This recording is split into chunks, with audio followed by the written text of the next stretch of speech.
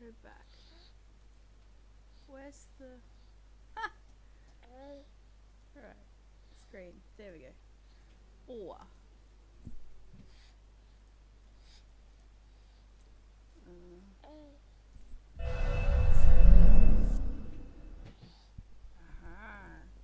Careful, darling. Don't eat it. Off the microphone. Tough. Is the mic on? Yes. No. Okay, careful. Ready? We're playing Slay the Spire because I'm currently holding a baby.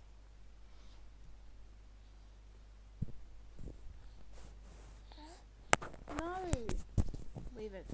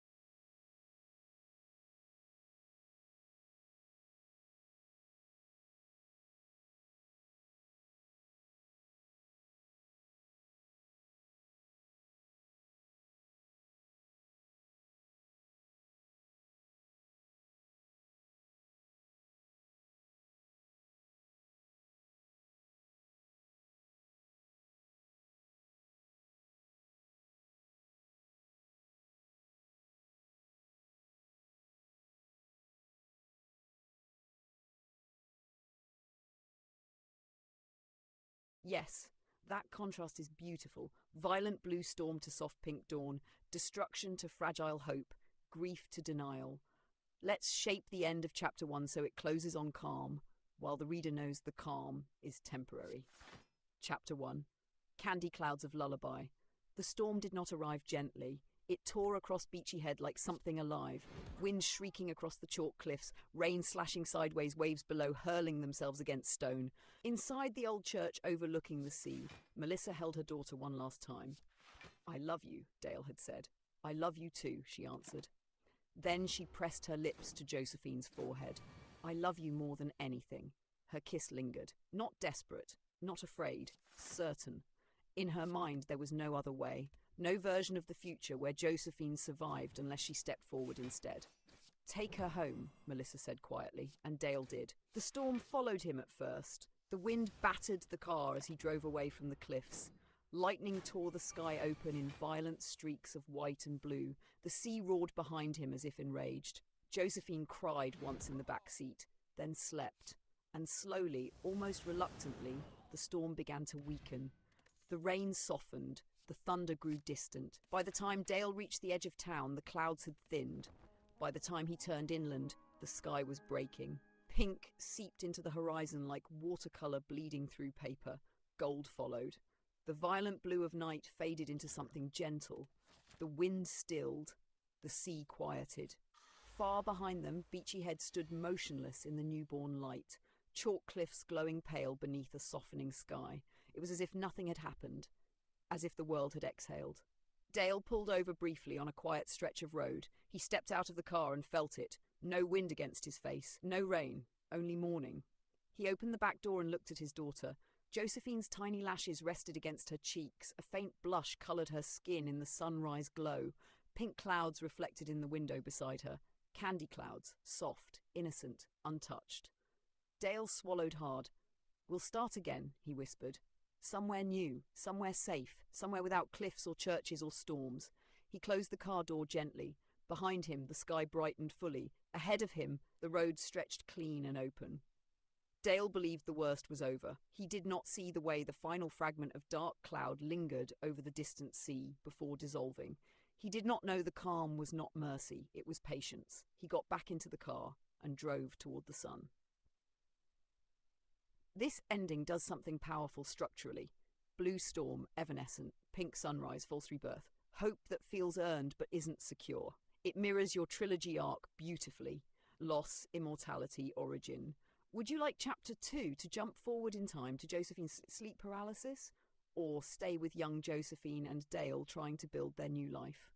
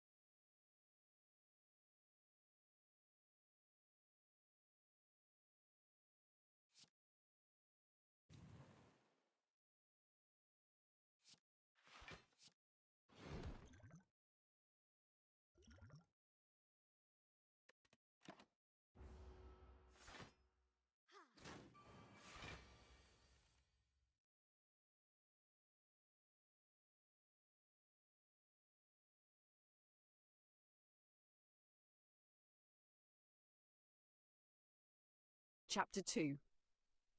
Sleep paralysis night did not fall all at once. It settled, softly, gradually, like dust.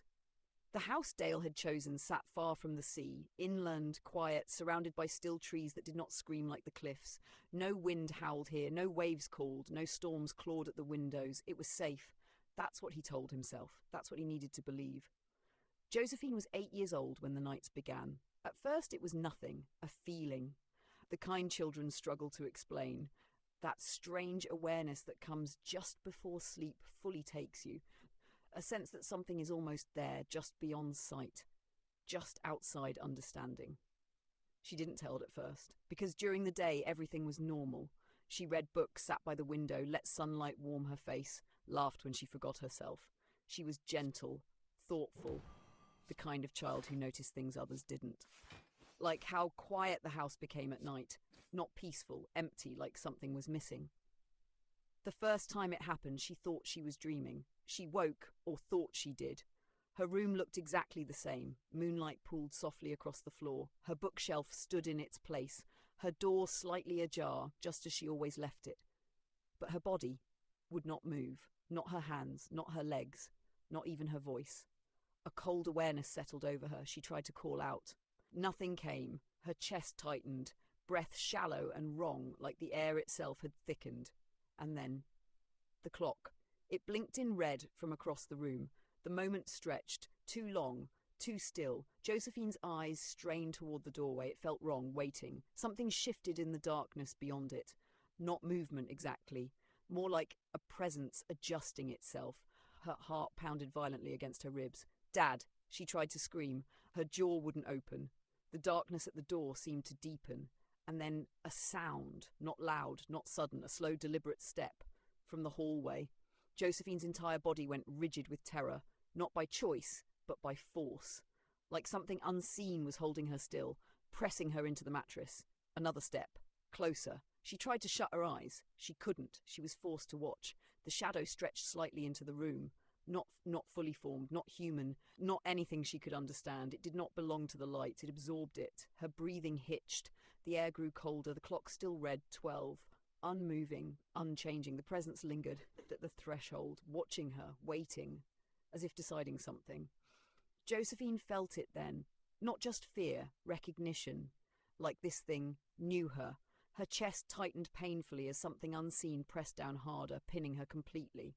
And then heat. A sudden, sharp warmth spread across her forehead, right where her mother had kissed her. The sensation pulsed once. Strong. Alive. The shadow recoiled, not dramatically, not violently, just enough. Enough to hesitate. Enough to pull back slightly into the hallway. The pressure on Josephine's body loosened, her fingers twitched. Her breath returned in a sharp, broken gasp, and the world snapped. The clock changed. 12:01. She bolted upright in bed. Air rushed into her lungs as if she had been underwater. Her body trembled violently, every muscle aching as though she had been held down for hours. The doorway was empty, the hallway still. Nothing there, nothing at all. Dale burst into the room seconds later. "Josephine?" He crossed to her quickly, dropping to his knees beside the bed. "What happened?" She stared at him, wide-eyed, shaking. Her voice cracked. "I couldn't move. I couldn't. Something was there."